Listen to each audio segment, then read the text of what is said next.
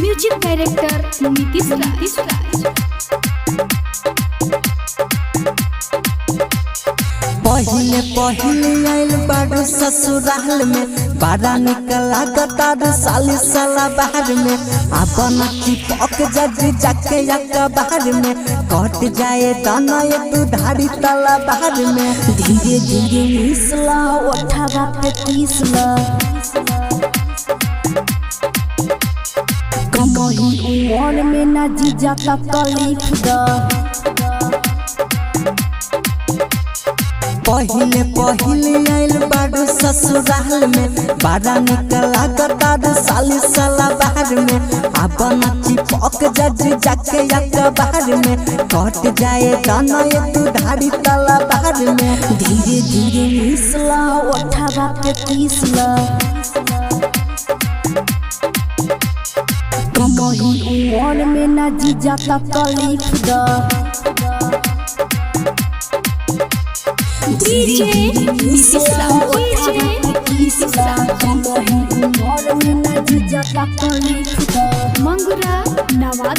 मंगुरा नवादा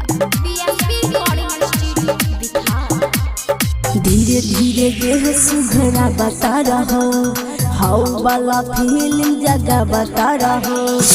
अब तनी पास में निराश कर रहो साली हो तनी बड़ी दास कर रहो धीरे धीरे मिसला उठावा पे तीसला कमही उमर में ना जीजा का तकलीफ दा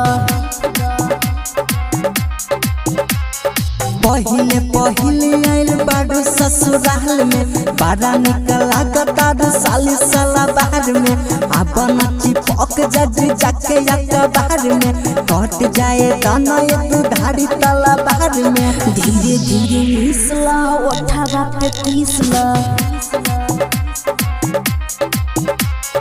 कमही उमर में ना जीजा का तकलीफ दा डीजे नीतीश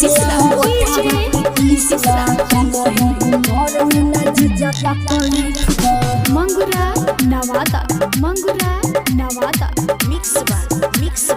प्यारे अर्जुन लाग जाई भाता नरेंद्र गीतकार के रख दी दिल खुश तोहर थोपारा बिगाड़ के प्यारे जी के नखरा देखा बता हो